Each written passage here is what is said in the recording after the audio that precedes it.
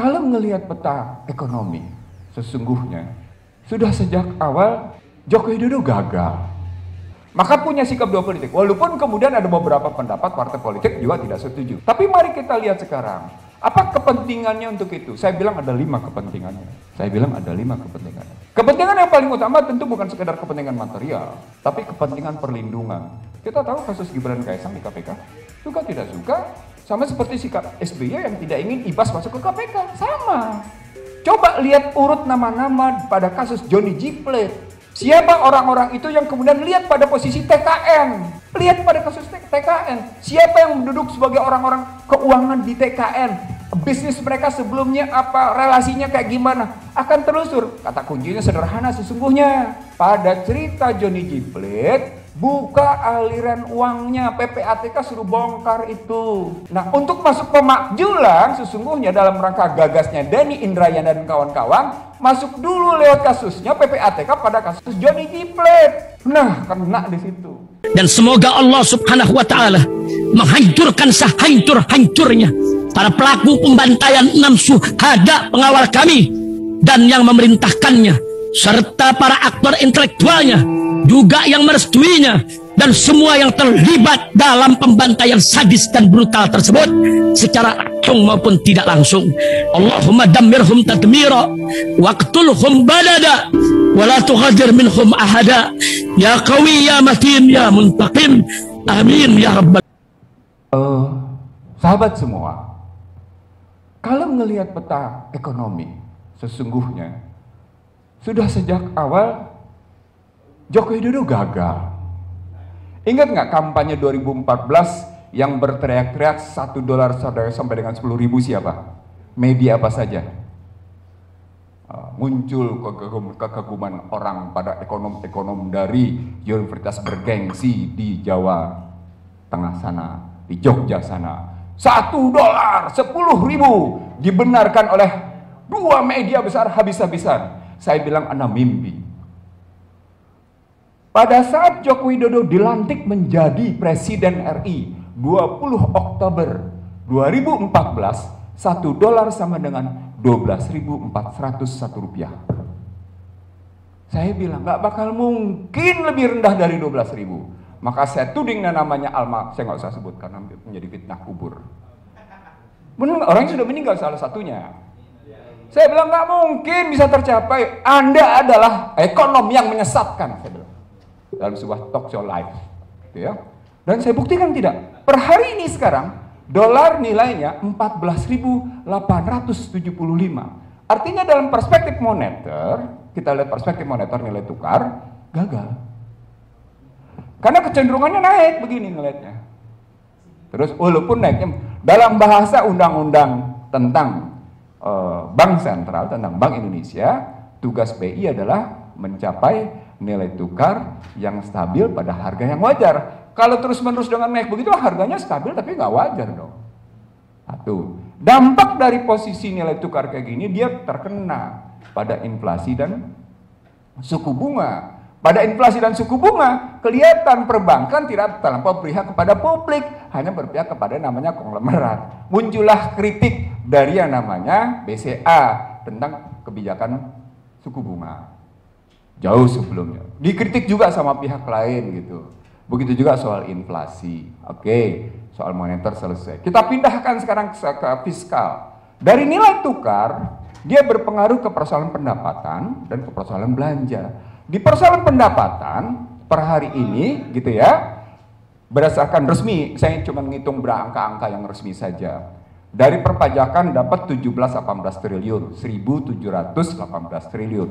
Dari bea cukai dapat 303 triliun. Jadi total pendapatan pajak adalah sekitar 2.000 triliun. Ditambah dengan PNBP dan lain-lain naik dia, tetapi tetap dengan kekurangan sebesar 598 triliun atau dibutuhkan pembiayaan 598 triliun itu sama dengan defisit sebesar 2,84% terhadap PDB. Apa indikatornya? Indikatornya adalah belanja yang sementara ini dikuatkan itu tetap tidak menghasilkan perbaikan. Indikator pertama adalah Gini rasio yang tetap 3,84. 3,81, 3,82 sampai 3,84. Gini rasio menyatakan sebuah ketimpangan. Kalau dikembalikan pada sejak awal Joko Widodo berkuasa sampai dengan posisi hari ini, maka prestasi Joko Widodo menurunkan Gini rasio adalah 0,02 sampai dengan 0,03. Jadi bergeraknya cuma di situ, 0,2. Nggak jauh-jauh aja dia pakai posisi begitu. Dan itu kelihatan pada angka kemiskinan. Nah, begitu masuk angka kemiskinan lebih sadis lagi. Karena mereka bilang kemiskinan sekarang 9,57%.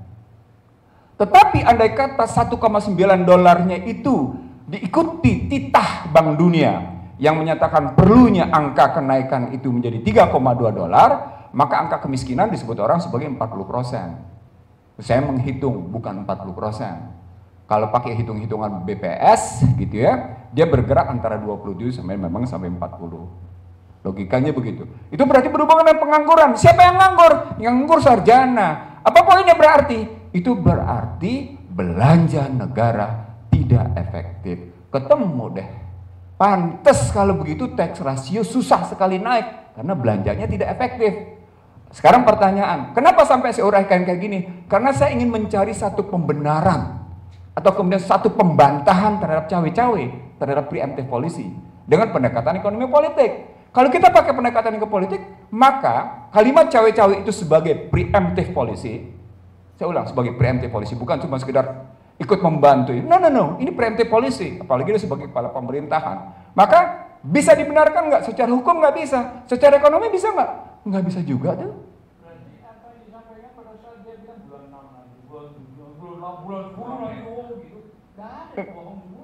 Logikanya sederhana. Lihat tax rasionya. Tax rasionya baru dalam konstruksi 2022 sebesar 10,38. Satu. Yang kedua, kemudian bisa kita lihat misalnya dalam konstruksi bagaimana belanja-belanja mereka akhirnya memperkaya orang kaya. Lihat, waktu kemarin krisis yang ada adalah industri PCR dan industri antigen yang untung. Bukan siapa-siapa. Nah, artinya logika cawe-cawe itu, logika terlibatan untuk yang namanya jujur dan adil dalam rangka tadi pakai istilah itu, dalam rangka demi negara dan demi pembangunan, sesungguhnya nggak bisa didapat pembenaran. Jadi deminya itu kan argumentasinya, demi negara dan demi melanjutkan pembangunan, itu kan argumentasinya nggak terpenuhi gitu. Itu dari aspek itu. Sekarang kita lihat lebih lanjut, Bapak Ibu sekalian.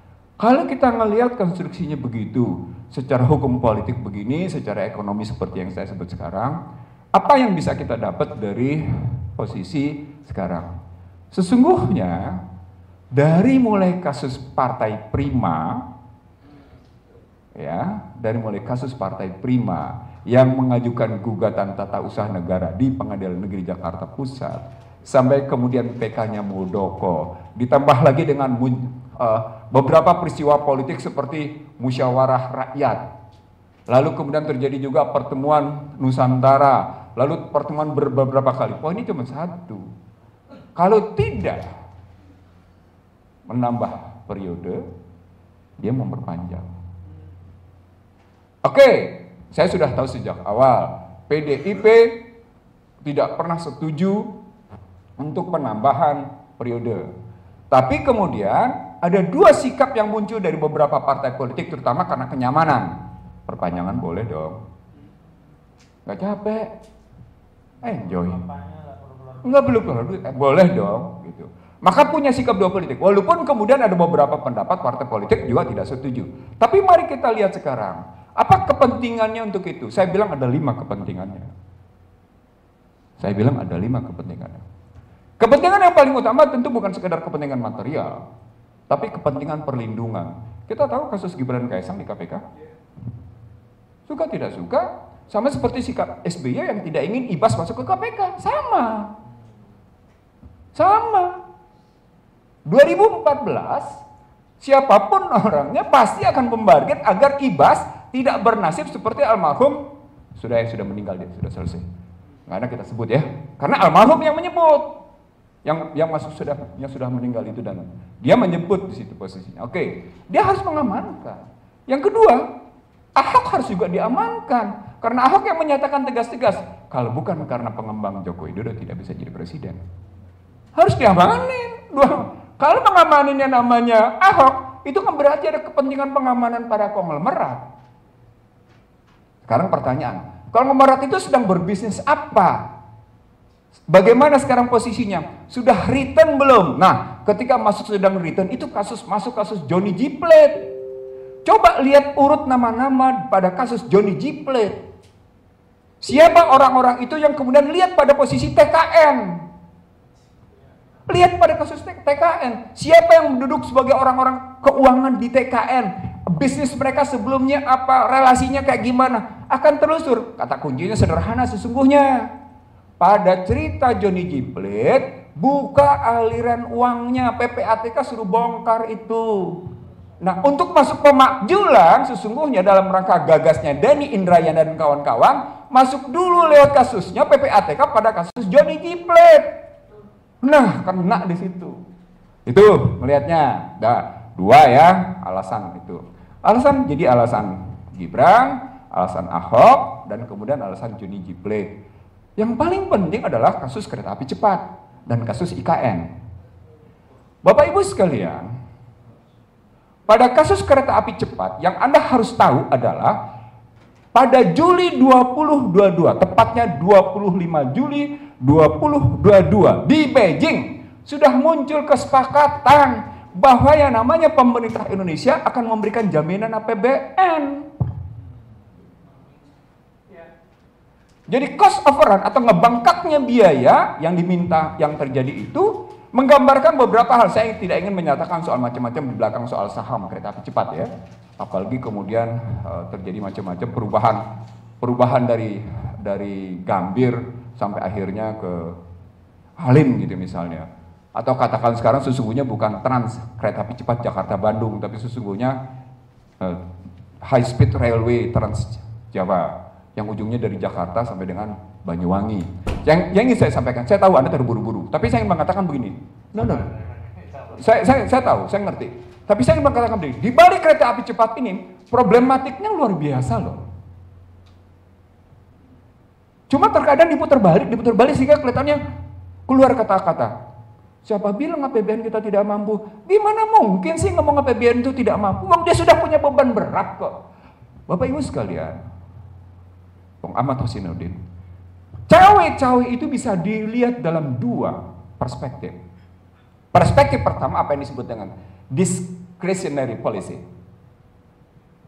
Polisi suatu kebijakan yang didasarkan atas kebebasan seorang pemimpin ngambil kebijakan. Namanya discretionary policy. Dan itu berarti menyangkut nanti berbagai kebijakan lain. Yang kedua, mandatory policy.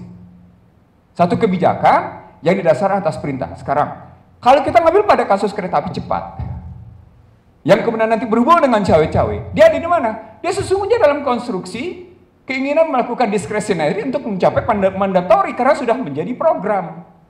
Ketemu problematik ruwet. Gimana ruwetnya? Karena sesungguhnya di belakang kereta api cepat Jakarta cepat itu turnkey, yang kemudian malah keluar jaminan. Di sini kebanyakan teman-teman tidak melihat urut-urutan masalah yang sesungguhnya kereta api cepat itu bermasalah dari segi pembiayaan. Satu. Sama dengan IKN. Ditambah lagi IKN sebelum kemarin soal pasir, muncul sejumlah konglomerat atas undangan Duta Besar Indonesia untuk Singapura membawa konglomerasinya ke IKN. Konglomerasi Singapura.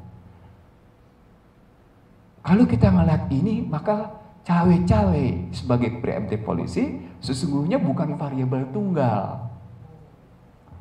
Bukan variabel tunggal jadinya. Nah, ketika masuk variabel tunggal, tinggal kita lihat siapa yang bersih dari, saya tanya sama teman-teman semua di sini, siapa partai siapa yang bersih dari keterlibatan ini semua? Ada nggak?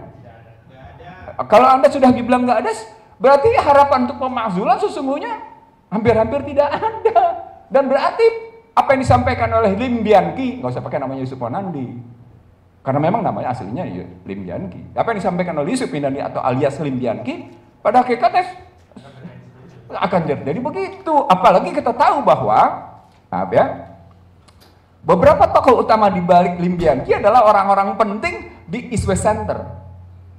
Di East West Center.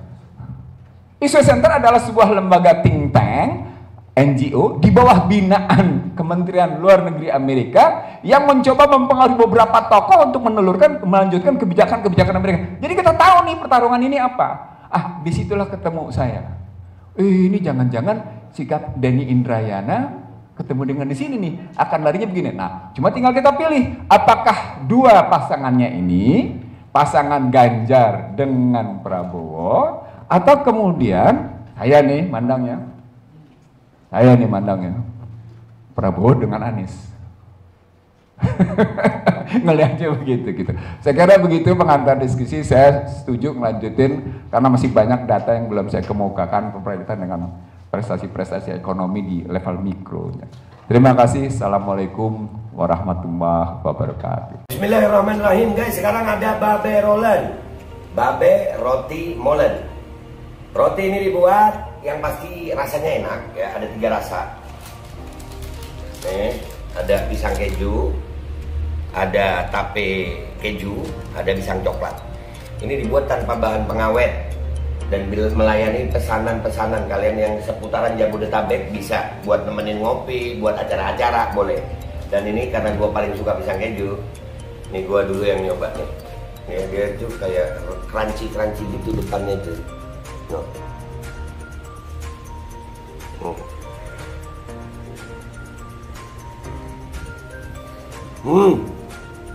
Lu tahu kerannya di depannya, terus di dalamnya empuk.